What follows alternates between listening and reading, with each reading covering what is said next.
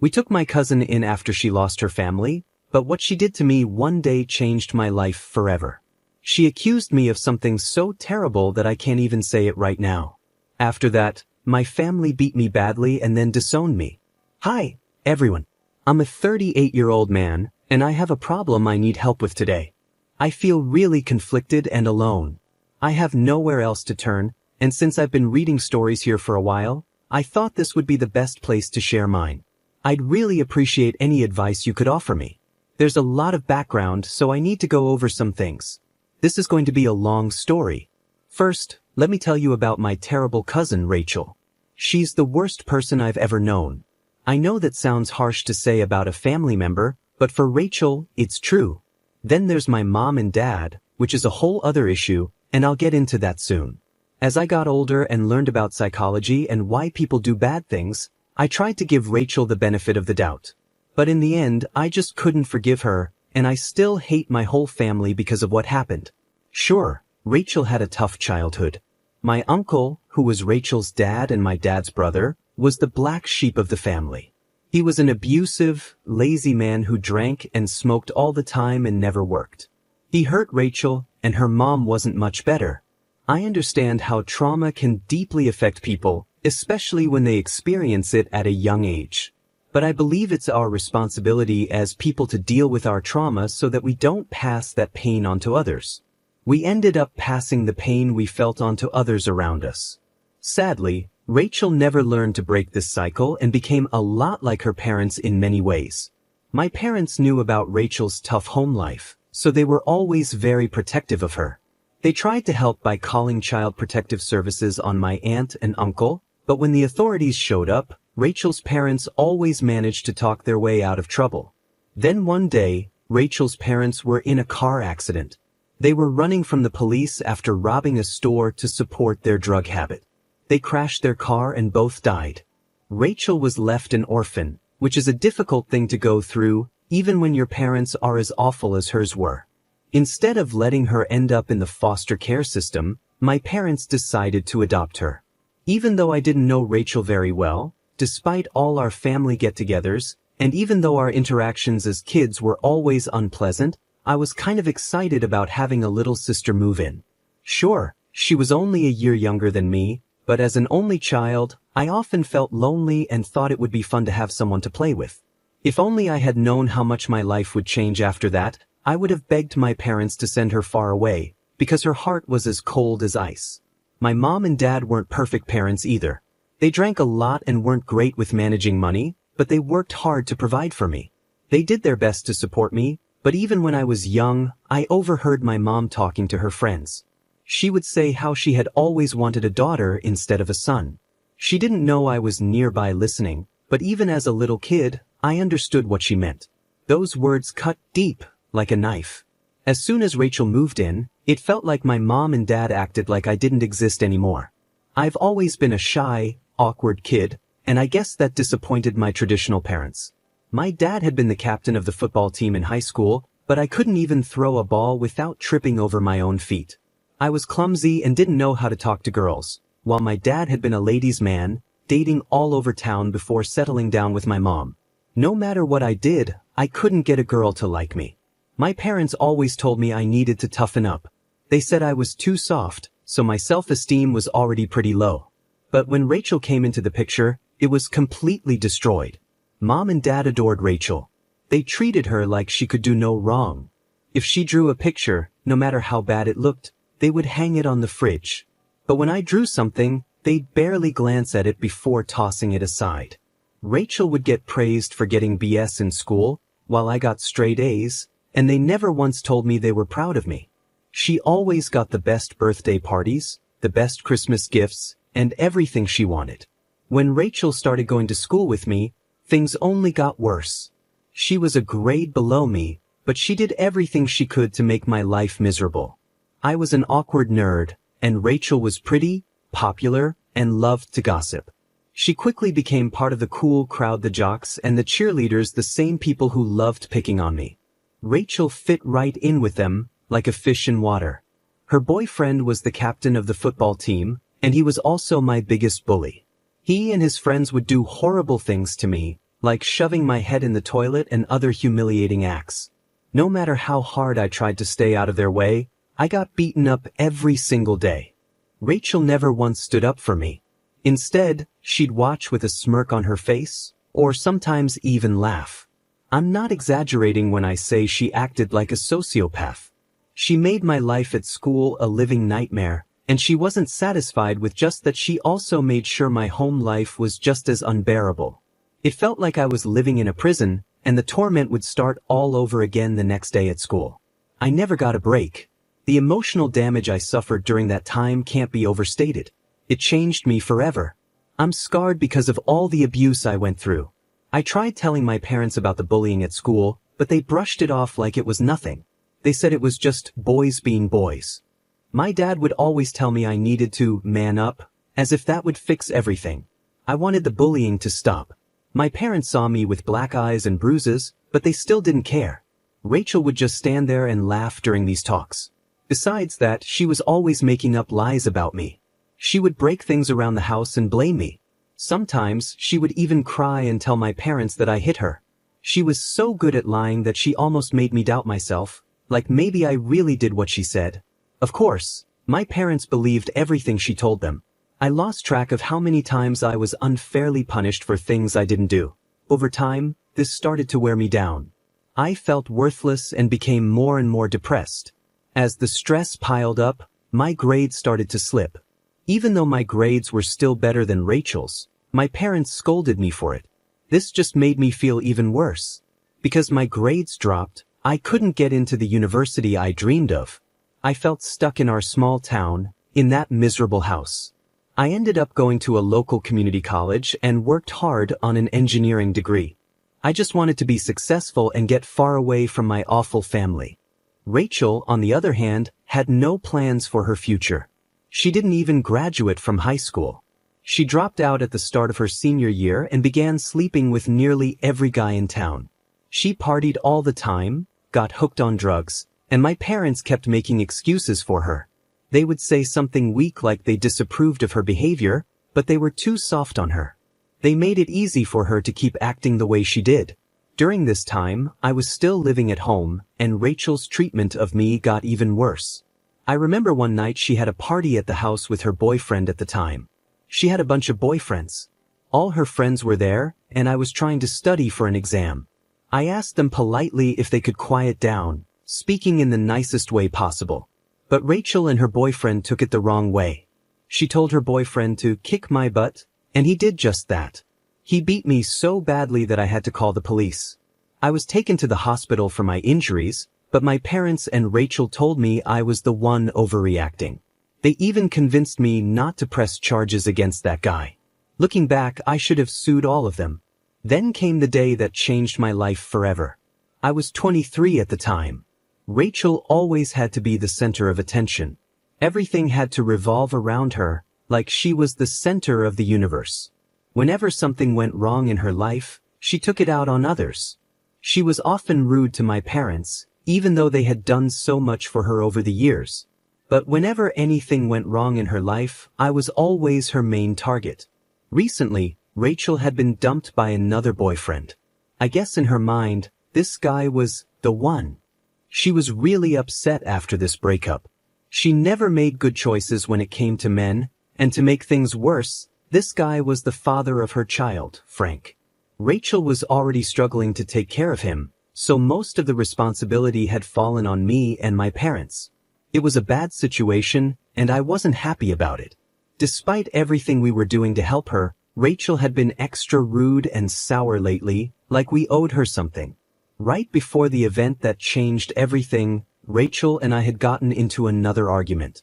This wasn't unusual. We argued a lot, and things often got heated, so I didn't think much of it. During the argument, she kept insulting me, calling me an ugly loser and throwing all kinds of nasty words my way. I'd had enough of her abuse, so I snapped. I told her that every man would leave her because she was worthless. She looked furious, angrier than I had ever seen her, but I just walked away, thinking it was another dumb fight. I didn't realize how seriously Rachel had taken that comment. I was minding my own business one day when my parents suddenly came to my room and literally broke down my door. I was in total shock, demanding to know why my parents and other family members had suddenly barged into my room. I was so confused. Then I saw Rachel walk in, crying like she was heartbroken, but I knew it was all fake. I had a bad feeling about what was coming, and sadly, I was right. That's when Rachel dropped a huge lie on me, and it hit me hard. She pointed at me and said, "There he is, the one who assaulted me." My jaw dropped. She was accusing me of something terrible. I was stunned and immediately thought back to our argument a few days before. I asked her if that was why she was doing this, but my dad jumped in and yelled, "Shut your mouth and stop making excuses." I kept denying the accusation, but that's when the punches started. My whole family began beating me. It was brutal, far worse than anything I had ever experienced, even at school. They told me in no uncertain terms to pack up my few belongings and get out of the house immediately. They also made it clear I was lucky they weren't reporting me to the police. I kept saying I was innocent, but they told me to shut up. My family disowned me, all because of Rachel's lies. It was the worst day of my life. I was homeless. But despite everything they did to me, I held on. I made a life for myself. I showered at the college gym, washed my clothes at the laundromat, worked 2 jobs, and went to school full-time. Eventually, I saved enough to get my own place. I did it all by myself, with no help from anyone. Now, I'm 38, and I haven't spoken to my family since the day they beat me and threw me out. But today, something unexpected happened. I got a call from Rachel. It was from my parents' phone number, so I guess she's still living with them. Even though it had been years since we last spoke, I immediately recognized her voice, and I froze. Just hearing her voice brought back all the trauma. But something was different this time. Rachel's tone was softer. I asked her why she was calling, and she asked how I was doing, something she had never cared to ask before. Then she told me the real reason for her call. She said she was dying.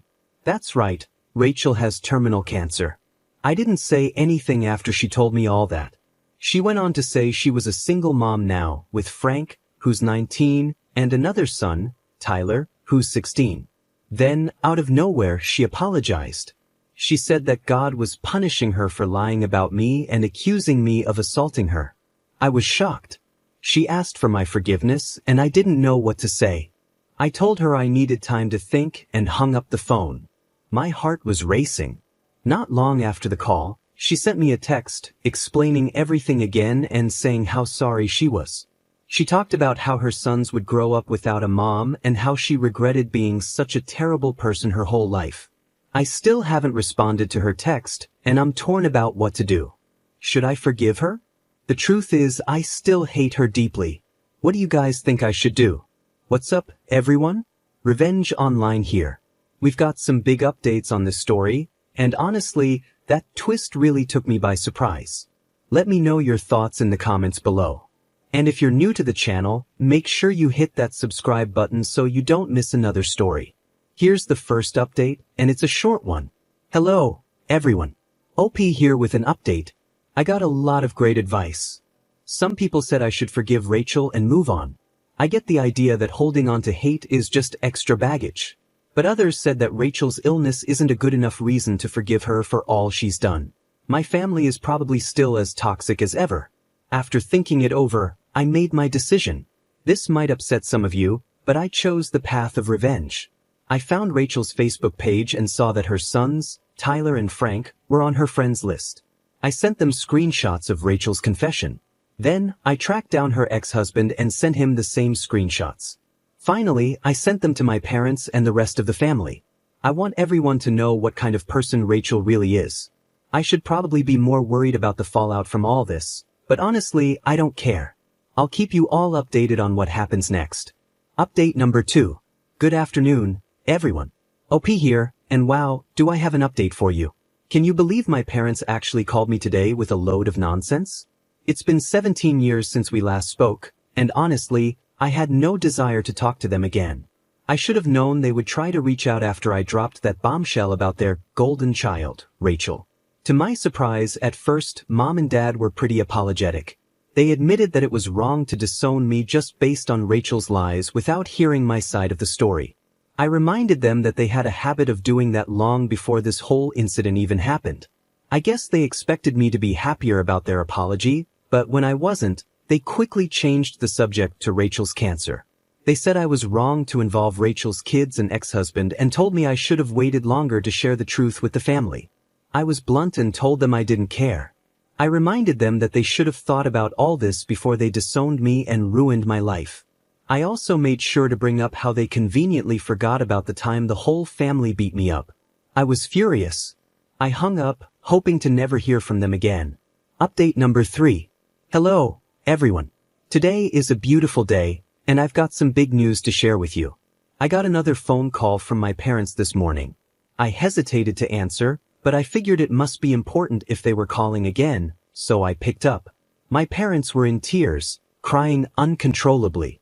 They told me Rachel passed away this morning. But it's only been 5 days since she confessed her lies to me, and now she's gone. I know this might sound cold or heartless, but I didn't feel anything. Not a single thing. My parents asked why I wasn't saying anything, and I told them straight up, I don't care.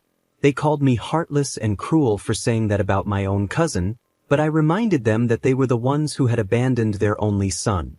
I could hear them starting to protest and scold me, but in that moment, I realized I had the power now, not them. I hung up the phone just like I did the day before. Rachel's gone, so at least she won't be around to mess with me anymore. But I feel like my family still doesn't get the message. They need to learn a lesson, and I don't want to sound mean, but I think a little more revenge is necessary to make sure they understand. So, I've come up with a plan, and I'll soon be back to explain what's next. Update number 4. Hey guys, OP here with another update. Today was amazing, everything went just as I planned. Let me get right to it and tell you what happened. It wasn't hard to find the details about Rachel's funeral. Honestly, I was surprised they were even having a funeral for her, considering what kind of person she was. But I found the information online and started preparing. I even rented a tuxedo to make sure I looked sharp. Of course, I wasn't invited to the funeral, so I decided to invite myself. I figured it would be a nice surprise for my dear family. After all, none of them had seen me in 17 years, and they never bothered to check how I was doing. Now it was time to show them who's in charge. I arrived at the funeral a little late, and the service had already started. When I walked through the church doors, I saw a surprisingly big crowd there to say goodbye to Rachel. That worked out well for me, more people to witness the scene I had planned. I walked straight up to the podium and told the preacher to step aside. People in the crowd started whispering, trying to figure out who I was. I heard someone say, "Is that?" They couldn't quite place me at first, but it was time to remind them. I gave my speech and I didn't hold back. I exposed my parents for all their neglect and abuse. Then I laid out every terrible thing Rachel had done to me over the years. I didn't care who was listening, even if there were kids in the crowd. They needed to know that their mother was a horrible person. I trashed my entire family to their faces and reminded them how they turned their backs on me when Rachel falsely accused me of assault. It felt good to finally say everything I'd held in for so long. I told them it was disgusting how they immediately believed that I did something so horrible to my own cousin without even hearing my side. That's when my father stood up and told me to shut up and leave. He said I was ruining the funeral and that no one in the room wanted to hear me spread lies about Rachel. Lies? It was almost laughable. Even after knowing the truth about Rachel, they were still defending her. Dad even threatened to call the police if I didn't leave. I'm not a violent person, but at that moment, I was ready to fight him. Then something unexpected happened. Tyler and Frank stood up. No one had asked them what they thought, and for the first time, they spoke out. They confirmed everything I said about Rachel. They shared how she neglected and abused them, spent all her money on drugs and alcohol, and didn't care for them at all. There was an uproar in the funeral hall. I could tell my family was shocked. I guess hearing it from Rachel's own children hit differently than hearing it from me, the family's black sheep. I left them there, arguing and grumbling amongst themselves. I had said what I needed to say, and I was done. I walked out of the funeral and headed back to my apartment. Final update. Hello, everyone. OP here with a final update. I just wanted to say thank you to all of you for your supportive comments and advice. It really helped me get through all of this. I also wanted to share that I ended up adopting Tyler and Frank. After everything they went through growing up with Rachel and my family, I think they were relieved to see someone stand up and speak the truth at the funeral. The rest of the family wanted nothing to do with the boys, and they had nowhere to go after Rachel passed. Their father was in prison, and my parents refused to take them in because, in their eyes, the boys had disrespected their mother and brought shame to the family, as if they were some kind of royalty. But I'm glad to have them with me now, and we're moving forward together. Thanks again for all your support. I did the right thing by adopting Tyler and Frank. We've moved far away from the rest of the family, and we're living a great life now. Tyler and Frank don't act anything like their mother, and I'm proud to see them growing into great men. Thank you all for your support. The comment section wasn't happy with my family, and it was clear to everyone how toxic they were. Even when I stood up at the funeral and told the truth about Rachel, they didn't want to hear it, even though I had proof. It wasn't until Tyler and Frank confirmed everything, I said that people started to realize how abusive Rachel had been. In the end, I knew I couldn't let Tyler and Frank grow up in that toxic environment, so I took them in. A lot of people in the comments section thought that was the right thing to do, and I agree. Let me know your thoughts on today's story, guys. My name is Revenge Online, and I share stories like this every day. If you want to be a part of these daily stories, go ahead and subscribe to the channel. I'll see you tomorrow, and remember, it's cool to be kind. See you soon.